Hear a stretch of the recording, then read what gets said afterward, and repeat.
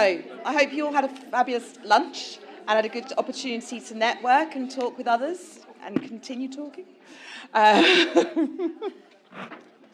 So anyway, this afternoon we've got another series of inspiring presentations, and I'm delighted to introduce Professor Rosie Campbell, who's going to talk to us about gender-inclusive leadership in cancer care. Thank you, Rosie. So thank you so much for having me. When Nate approached me about this, I thought I can't think of a group of people I would prefer to speak to on International Women's Day. So really nice to be here with you. And as I explained to Nate, I'm not an expert on cancer care. I'm not an expert on gender equality in nursing or among allied health professionals. But I've thought about how what I do know about gender equality in the workplace might apply. And I'd really like this to be an interactive session. So, do feel free to ask questions as we go. I'll also leave questions at the end, but it's nice. We're celebrating International Women's Day and all of the progress that we've made, but we also know there's a lot of work to do to bring about gender equality around the world. So hopefully we can have a really positive, energetic session. So I'm just going to start off by introducing the institute that I direct. It's the Global Institute for Women's Leadership at King's College London. And my boss is Julia Gillard, the former Prime Minister of Australia, and the only woman to hold that office so far. I don't know if any of you followed Julia's time in office, but she experienced pretty negative media coverage, to put it mildly. I mean, there was a shock jock who talked about how she should be put in a sack and thrown into the water and drowned to see if she was a witch. It was pretty dire. And when she finished her time in office, she reflected on to what extent was the treatment she received just the way politics is, the way she came into office, and to what extent was it to do was because she was a woman and unusual for a woman the first woman to hold this office. And what she realised is that there was lots more research, as you will know, hidden behind academic paywalls where we can only access it when we have the right logins, that it's not available to everyone. And that also there were lots of gaps. And so her goal when she set up the institute was for us to be an interdisciplinary institute that brings knowledge from across different sectors and around the world together so that we can work together to try and advance the pace of progress towards gender equality in leadership. You'll all know that the proportion of women in universities has increased massively over the years, and in some countries like the UK there are actually a greater proportion of women in universities than men. This is not the goal of feminism, this is not the goal of International Women's Day. We want equality between men and women, and at the Institute we're very concerned where we see evidence of men falling behind in any way and wanting to make sure that we think about what are the reasons for that. And often, actually, gender stereotypes are at root of the problems that both men and women experience in the workplace. And I'll try and touch on some of those today. But this progress in terms of access to education and paid employment hasn't translated into fair representation at leadership positions around the world.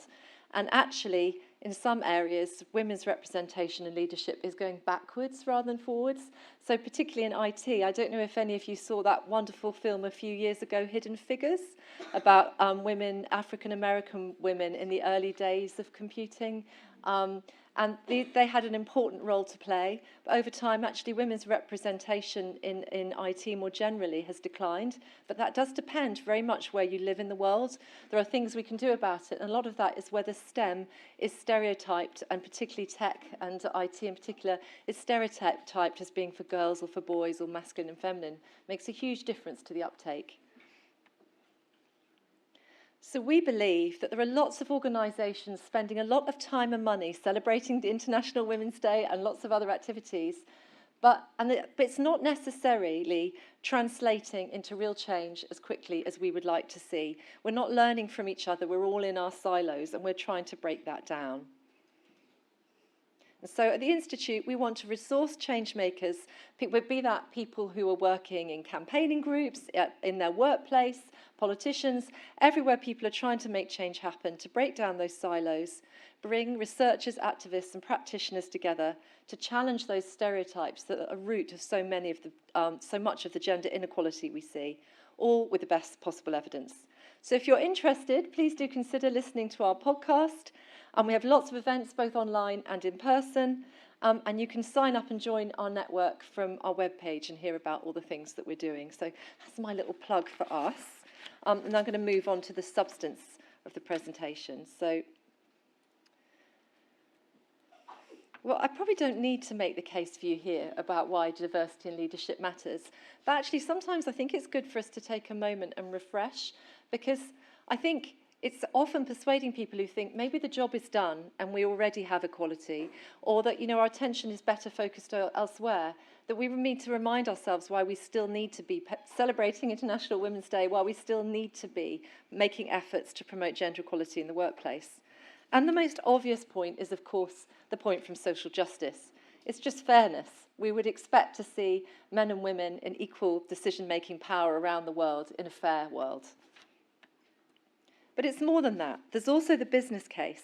And there's research showing that when you have more diversity in decision-making, be that gender diversity, ethnic diversity, diversity in terms of social mobility, you have better decision-making, because you can channel group think. We're not all coming from exactly the same lived experience, and we can raise issues about how different groups in society might experience our interaction, our products, our services, in a different way, depending on how we've lived our lives. So that diversity is absolutely critical. The Australian Gender Equality Workplace Agency finds a strong and convincing causal relationship between the share of women in leadership and the subsequent company performance. And they've got this very unusual gender pay gap reporting regime in Australia, where employers have to submit their raw data. And so that means that this agency has got all the data from all these employers that they can run through models and see what the impact is. Obviously, from a justice point of view, it doesn't matter if it makes no difference at all. But it is interesting to note that when they run this analysis, they can see that having more women in leadership positions has actually led to better outcomes. So these are good things to remind ourselves of. But that's all very much from a sort of commercial perspective. And from a commercial perspective, I think we can think of as diversity as a competitive strategy. In the aftermath of the global financial crisis in 2008-2009, it was seen very clearly that actually for economies to grow, we needed more women, we needed to make the most of women's talent. And very similar thoughts and findings after the COVID crisis, where in many countries women had undertaken the majority of the unpaid caring work. As you all know, with the majority of the healthcare workforce tackling the crisis head on, and were very much exhausted at the end of COVID, and how we really needed to think about gender equality at workplace renewed after COVID 2019.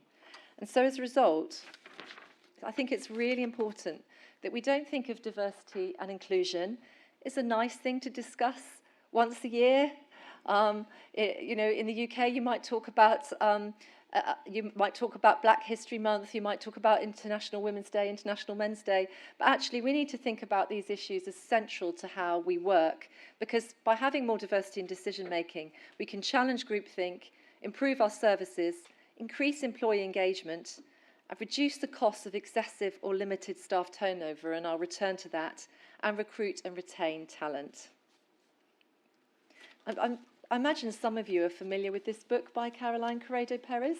If you're not, it's really worth having a read, because she does the problem that Julia identified about lots of this evidence being hidden from public view in different obscure journals. I'm a political scientist. There's no reason why anybody who wasn't a political scientist would really have read anything I've ever written. And I'm sure it's true for lots of aspects of healthcare, that it becomes very, very niche, the journals we're reading, the sources we're reading, and they're not widely shared. And I think what Caroline Corredo-Perez did incredibly well was pull that interdisciplinary knowledge together in a very accessible public-facing format.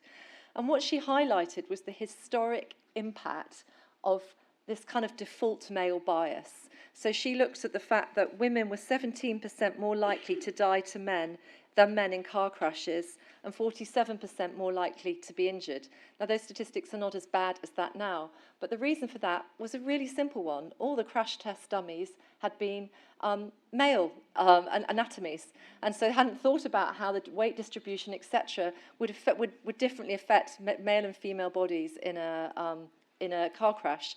likewise, she really goes through a lot of the evidence from clinical trials, that many, as you will all know, historically were only conducted on men, and how actually that meant that the drugs were perhaps not safe for women. So it's a really nice, systematic review of actually this default male bias that really pervades, even now, a lot of the way we live today. And I think about this, I have 2 children, and we would go around the National History Museum in London, and it only occurred to me when they were about 4 and 5 that the kind of human evolution story was always this man, you know, getting less and less beardy as he kind of stood upright. And it's, where are the women? And I think that is the classic question that we're asking. You know, where are the women in how we think about the world and how we try and make the world a better place? So hopefully I've convinced you, I don't think I really needed to, that it matters.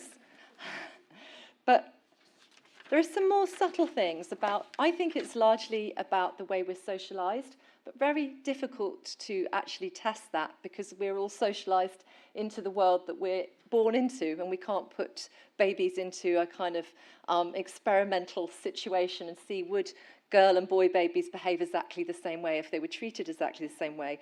But I think the way that our societies have changed so much in the recent period shows just how plastic our human behaviours can be. And I tend to think that men and women are more similar than different. So take that into account when I talk about this issue around confidence. When I took this job at the Global Institute for Women's Leadership 5.5 years ago, a lot of the initial conversations I had with people was assuming that what we would be doing was to be going around the place training women to be more confident. And I really found that desperately depressing.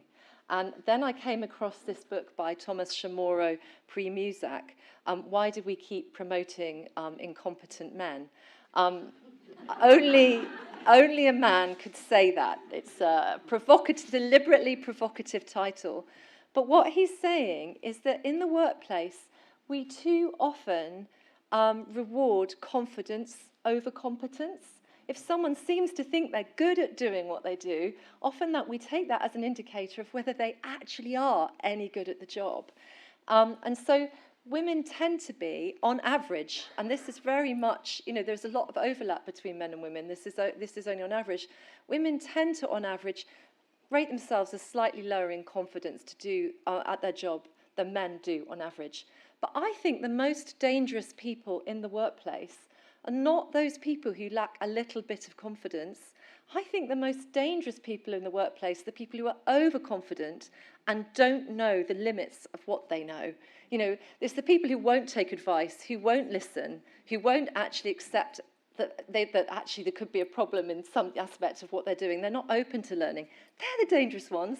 So I really think what we need to do is we need to train organisations to recognise competence over confidence.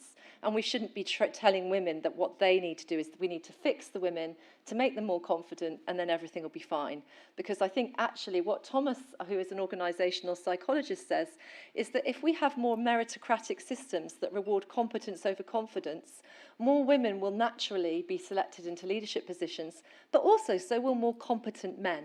Because it's the overconfident minority of men who sometimes find themselves in leadership positions because they're willing to take that step up that actually creates a lot of the problems. So we want the men who are more self-reflective, more self-aware to gain those leadership positions. And the way you do that is by measuring how good are they at what they do. And the ways of doing that are really straightforward and simple, is giving less weight to that face-to-face interview in a group environment and more weight to task-related assessments and making sure you do that in a really systematic way. And everyone here knows exactly what that means because you're all rigorous healthcare practitioners. You all know, how can we tell if someone is doing a good job? Actually observe them doing the good job. So it's not difficult how to get better leaders and how to get more women into leadership positions. And so I am very sceptical about this whole world of lean in and gain more confidence. I think that what we should do is try and foster in those people who express a lack of confidence in the workplace, well, actually there's a lot of research showing a tap on a shoulder, you've done a really good job, would you consider applying for this promotion? It's very effective at getting people, particularly women, who think maybe they're not ready for that next step, to step forward. So having systems where you wait for people to put their hands up leads too often to the person who's overconfident pushing themselves forward. Whereas actually if we are looking around us and seeing actually who is really very capable and encouraging and supporting them to apply for promotion, that can be a very effective strategy. So what Thomas argues is that what we really want in our leaders, and there's a huge field of leadership studies. I'm really summarising two very simple binary comparisons to give you a flavour. But he talks about transformational leadership styles as being the ones that actually lead to really good decision-making in workplaces. So transformational leaders, they demonstrate qualities that motivate respect and pride in their teams. They communicate values, purpose, and the importance of the mission. They're optimistic and excited about the future for their team, for their organisation. They take on new perspectives for solving problems and completing tasks. And they really focus on the development and mentoring of those around them and their team. And I think that's one of sometimes that's called empathetic leadership, collaborative leadership, but a manager, a team leader who actually takes real pleasure and pride in supporting their staff. I always think it's a really good indicator if someone's really proud that someone's been promoted out of their team. You know, you might be sad to lose them, but I think at my stage of career, it makes me really excited. I think that person's going on to do something really important and useful, and perhaps I've helped them a little bit.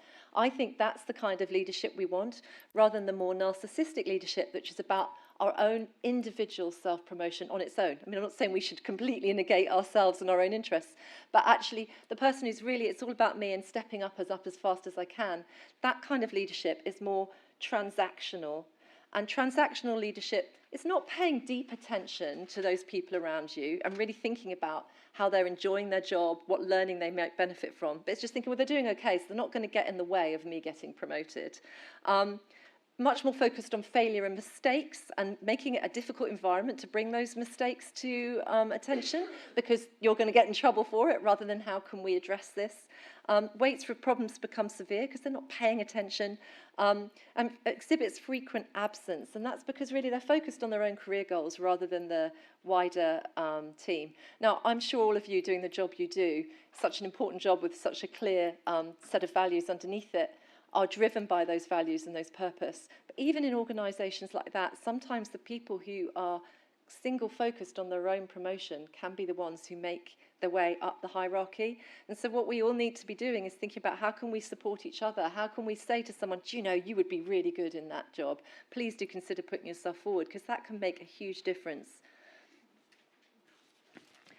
And I think empathetic leadership or collaborative leadership, transformational leadership, is too often stereotyped as being an office mum. You know, all of those social things that you might do to foster a team, you know, to remember people's birthdays, to know when something's happened to a member of their family, to take a bit of a moment to ask someone if they're okay. All of those things might just be, are often, the research shown, sidelined as not being core to what the role is. But actually, it's absolutely core to leadership. That's how you can be a transformational leader. And so we do need to make sure that when individuals are being promoted, we are thinking about that social fabric of our organisations, and that we're thinking about that in how we assess. Otherwise, we're just overlooking and free riding on the kindness of others. And it's not just about not exploiting those individuals, it's also about how do we create more efficient workplaces. You know, you can have a stereotype of a leader as the kind of lone wolf, but in reality, that isn't how leadership operates. Leadership is actually a collective practice.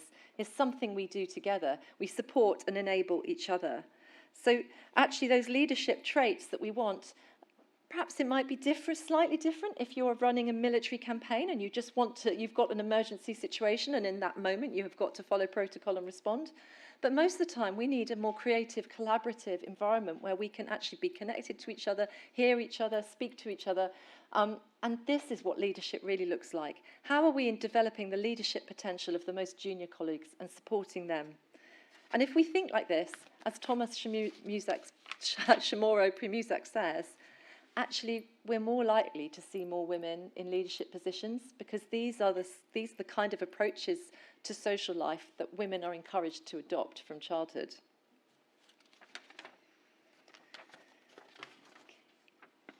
So,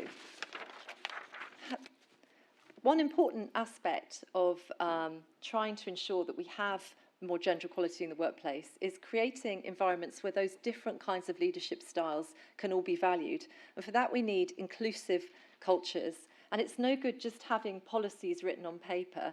You actually it needs to feel part of everyday life. So the culture is really important. So I'm just going to talk a little bit about cultures in STEM environments. There's quite a lot of research now showing that whether girls choose to go into some STEM subjects really relates to whether they consider that they will fit in that environment. So that kind of self-confidence I've mentioned already. For example, it's quite well known now that girls who go to girls' schools perform better in science than if they go to mixed schools. Boys actually perform better in lots of subjects if they go to mixed schools than boys' schools. And it's because of the kind of social gender relations that we reproduce that mean that girls tend to create an environment that is less competitive and hostile and more collaborative when they're together. But one of the problems for girls in being in a mixed environment is that depending on the culture, the stereotype can be girls aren't so good at this subject, girls are not as good at maths and science, and that damages self-belief. So there's some really fantastic studies in the US that have looked at differences between men and women and differences between white Americans and African Americans.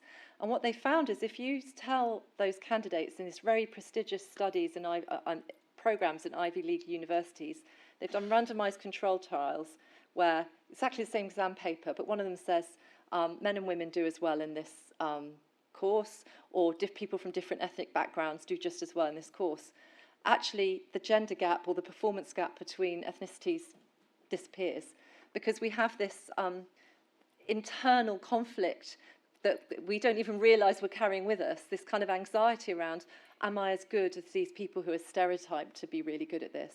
So small things that seem trivial, like the photos you have on the walls, make a statistically significant difference to performance in exams. Do people look around the room and think, people like me succeed and thrive here? Or do they think, actually, no, they don't? So it's really subtle, but it makes a difference to how we feel about ourselves and how we perform. So it's incredibly important to remove bias from the school and all educational environments. Another aspect that's been shown in kind of relation to decisions to go into different STEM courses is whether, and I guess in nursing this is not a problem that you face, but if we think about some aspects of technology and computing, if you advertise those programs as being about helping to solve some of the world's big problems, like climate change or how will you face the next pandemic, you get 50-50 men and women apply. Whereas if you focus much more on the narrow technical side, you get many fewer women apply. So that's one issue that I don't think you have to think about in nursing, because there is such a clear values drive for choosing that decision, making that decision.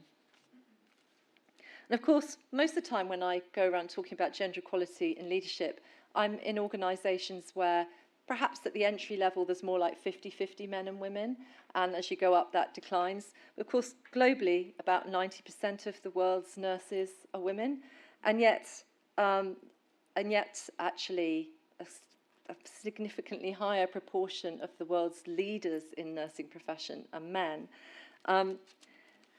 That doesn't mean that just because there is potentially a glass escalator or glass elevator for men in the profession, that doesn't mean that men in the profession don't also face stereotypes and barriers that make the choice to enter the profession difficult. And the literature around the choice experiences of men in nursing and the decision to enter men in nursing is that often that they will feel as if somehow they've not made it in life, or that they are not thoroughly masculine. And I think until we de-bias the way we think of things like nursing, we're not going to de-bias the way we think about things like engineering. It's those gender stereotypes are damaging for everybody. And when we start to think about actually the qualities of the individual, rather than those kind of gender stereotypes, it actually makes a better and more inclusive workplace for everybody.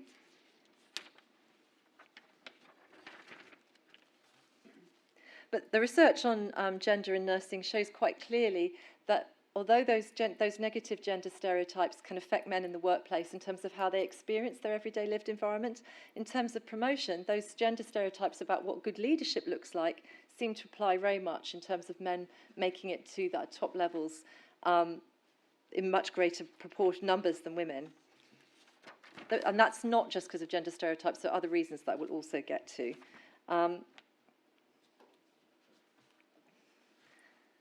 So that feeling of fit within a culture is so important to how people feel about whether they want to join an organisation or whether they want to stay within it, whether they want to move up within it. Research in looking at policing has shown how women who are very excited about becoming policewomen often, after a period of time, actually feel either leave this profession or don't go for the promotions, feel more less motivated. And one of the reasons is if they don't see themselves and their skills reflected in the senior leadership, they start to wonder, what's my place here? So if they see themselves as being more collaborative, social, perhaps a little bit timid, and senior officers as being decisive, assertive, and arrogant, they start to feel there's a disconnect here for me. And so an example about how having that transformational leadership at the top can actually make a culture much more inclusive for a greater range of individuals, because there are fewer of us who fall into the transactional leadership category, thankfully. And of course, one of the other significant barriers to women making it to the senior leadership levels in any profession is the continuing I don't want to say the word burden, the continuing how do we describe it? The way that unpaid care is distributed in society, we know that women undertake the vast majority of that. And when I first came into this job, I didn't know much about the healthcare sector. I was absolutely astonished to learn how inflexible so many careers in nursing can be in terms of time, in terms of way people's schedules are organised. I don't know if things have changed recently, and if there is more flexibility, but certainly talking to people who had been nurses and then found that actually affordable childcare just wasn't available at a start and finish time that was possible. And of course this affects men and women, but disproportionately women who are undertaking more of the caring work. And I think nothing could have highlighted this more strongly than the COVID pandemic, where office workers were able suddenly to combine work and family very often much more easily than they ever had before. And that didn't apply to key workers at all. And so this stark divide that has emerged, and I really think we have a moral obligation to do something about it for lots of reasons. The justice reason that it would just be fairer, but also because if we want better, more efficient organisations, we want the most talented people to be at the top. And actually, from a male perspective, stereotyping men as fathers, as absent fathers rather than involved fathers, is very damaging for many men and for children themselves. There's a lot of work that shows that when men are more involved in caring for their children, the children and society benefits. So I think there's lots of reasons why we should really be thinking about the injustice of how a sector which is so heavily predominated by women is sometimes one of the least flexible sectors. And I just would have thought with modern technology there is much more that we could do to tackle that. And one of the things that tends to happen is that because the systems are not, childcare is not affordable, is not flexible, because hours are long or unpredictable, then we either have women exiting professions in great numbers, and we all know the shortage of nurses, but also we have people choosing to work reduced hours. And there's a huge stereotype against people who work reduced hours. They just seem not to get promoted, which again seems to me to be not meritocratic, in that we should be rewarding outputs. But there's a stereotype, you put your family first, you don't put your workplace first. You don't really want that promotion. I've spoken to women in banking who've come back after maternity leave, really energised. I've actually got the father of their children who are doing more of the childcare, and have been told by the boss, I didn't put you forward for that opportunity. I didn't think you'd want to take anything more on at this time. It was a sort of benign sexism, not meant to damage or hurt that individual, but just assuming that her priorities were elsewhere. And that can be incredibly damaging in the workplace.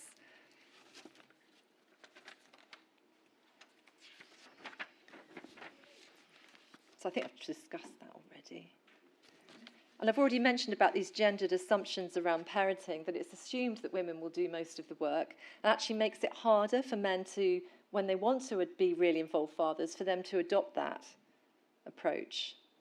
But there are solutions. We're supposed to be celebrating.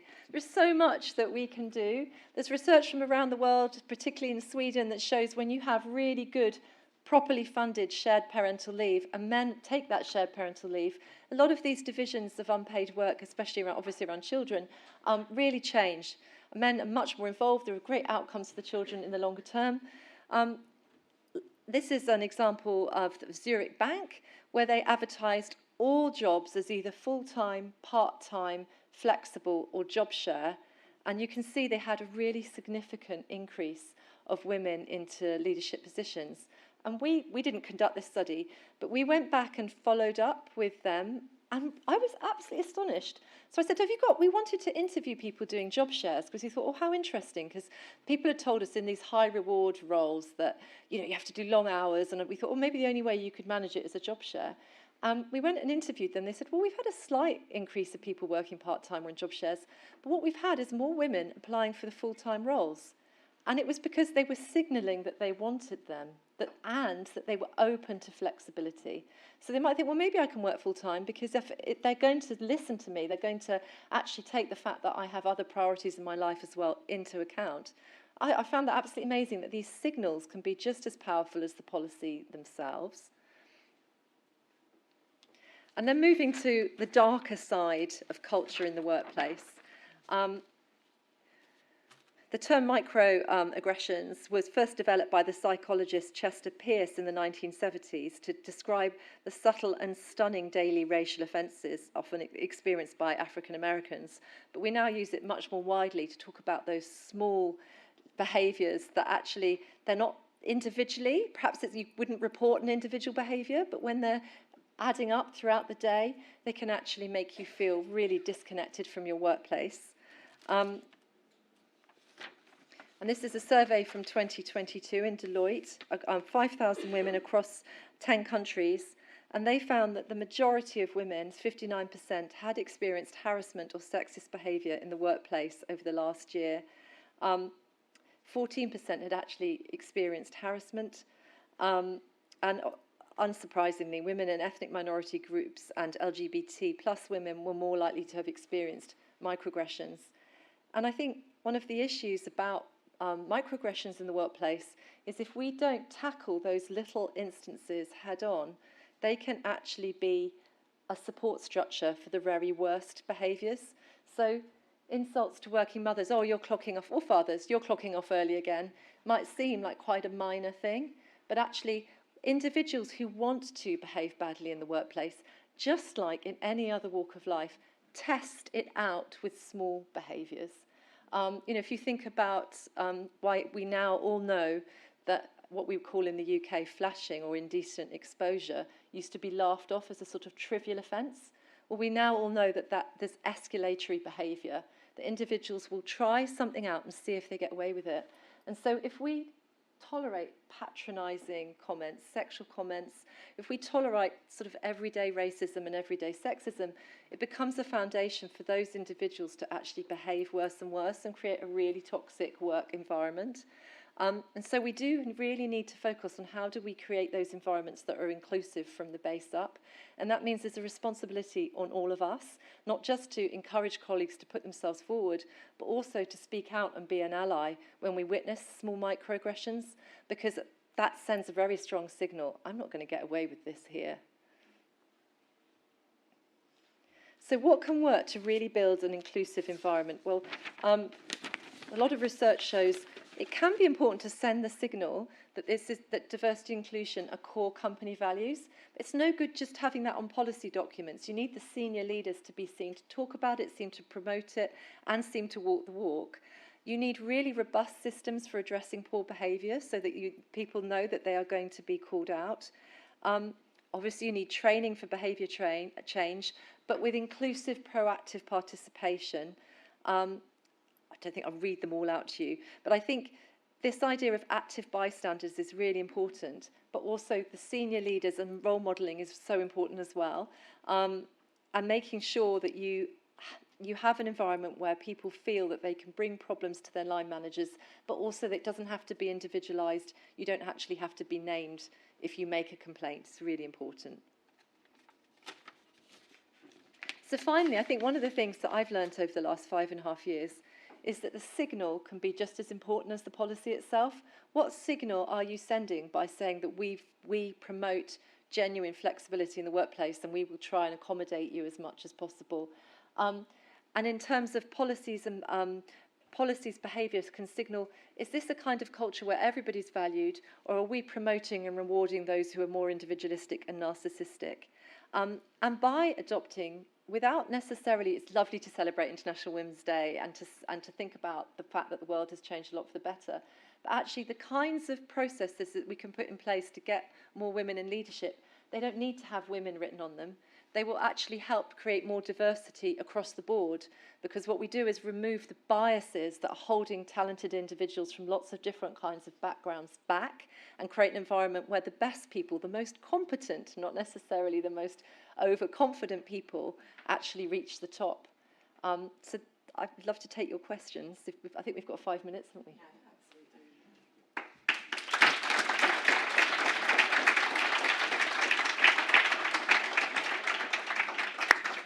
Can I just ask, do you think that going forward, as we've got a more younger, inclusive generation of people into the workforce, that these sorts of behaviours are going to decrease?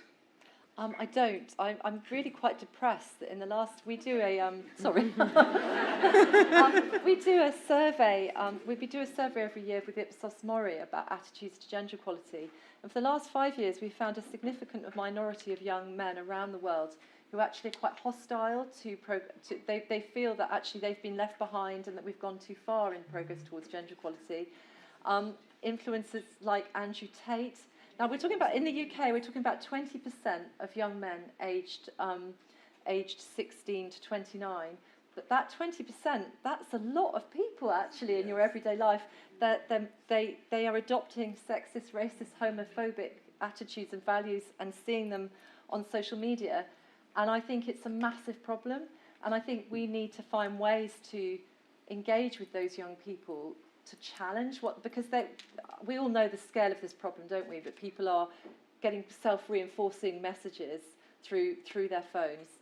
And so, no, I actually think there's a real danger that we're going to have some people who've got values that we don't align with at all turning up in the workplace. There'll be a minority, but that minority could make other people's lives really quite difficult.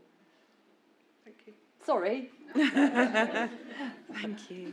Thank you. There's been some really high-profile women leaders failed recently. I'm thinking of Cressida Dick, Liz Truss, the woman from the post office whose name I can't remember. Do you think this is damaging to the movement, or did they just make bad decisions? Well, I think while women are the minority of leaders, we always notice the ones who fail. I mean, ideally, women should be equally likely to fail as men, but obviously, we see their failure very visibly. But there's also research. We have a sister institute at the Australian National University, and the director of that institute, Michelle Ryan, was one of the people who coined the term the glass cliff. And that's when an organisation is already in trouble, put a woman at the top of it and knock her off. I think there's some truth in that. But I also think if our selection processes don't actually reward competence, then the women who get to the top of them may be more like the men who get to the top of them. So I'm not saying those organisations were necessarily like that, although in the Liz Truss example, I wouldn't be party political, I think, to say that wasn't the best bit of the Conservative Party that was supporting her. So I think this is why I think the issue is more about what do we value in our leaders than what gender are they. And I think on average, we would get more women leaders like Jacinda Ardern than Liz Truss if we were really measuring the kind of outcomes that we want to see, rather than I mean, Liz Truss really has adopted what I would call a populist political style of come up with a very simple narrative that if we just do this, everything will be all right. And that's one that's more often adopted by men, like Donald Trump or Bolsonaro, but women can adopt it just as well as men can. We just less often do because of socialisation, and I would sort of put her in that category. Whereas I think Theresa May probably was a bit of a glass cliff. She sort of stepped over the bodies, didn't she? Hi. Very quick question. What are your thoughts on imposter syndrome? So I recently have moved up in my career, and when applying for the job, I told a male colleague that I felt like I had imposter syndrome. He turned around and said to me, I never think I will never not get a job. I apply for any job, even if I don't meet the criteria, and that imposter syndrome is just a female thing. Well, there is research saying men are more likely to do that. I'm sort of always being careful because slightly more introverted men are less likely to behave like that colleague that you've described. There are lots of men who are more empathetic and more self-reflective. I'd rather work for you because I always think that as most nice people have some element of self-doubt. That's what makes you open to criticism. You need to have enough strength and resilience to think how you're going to respond to that. And so you have to manage, you have to develop self-belief. But some of that self-belief can be around, if I get something wrong, I will listen, I will respond, and I will change. It shouldn't just be, I'm great. That is not what we want from our leaders, is it? So, I think embrace your imposter syndrome, recognise that it shows you're reflective, you're self-aware, but also really try and think about what your strengths are. And it might be some of that to do with that, the fact that you are thinking, how could I do this job better? I could do this job better. I could do, that's a great thing, that aspiration that you have. And definitely, of the two candidates, I want systems that choose you, not him.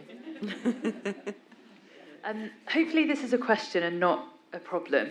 But I know you were saying in terms of everyday inclusion, having a robust system for addressing poor behaviours, I suppose the hesitancy there is when you report those behaviours, how you're protected. So I just wondered what your thoughts were on that. Yeah, I kind of really skipped through that, but on our website we have got a resource that we produced for the Business in the Community charity, where we went through all the evidence to see what works, and there were quite a few features of those reporting mechanisms that need to be in place to make them safe. And one of them is that there should not be any link between the individual reporting it and the way that report is then investigated and dealt with. So the person you're making, that individual should be protected, and it shouldn't be individualised in that way, because otherwise people don't want to take the risk. Understandably, it's also why it's so important to catch these things earlier before they've escalated. So, by the time someone's really harassing you, they've been doing a lot of bad things first. And why has nobody spotted that and called it out and done something about it sooner? So again, I think that's another reason why it's so important to really be thinking about how do we ensure that this is a place where everybody feels safe. Thank you so much, Rosie, and you've given us a lot to think about. And hopefully we can all go away and think about how we support each other and strive for a more inclusive environment. But thank you so much.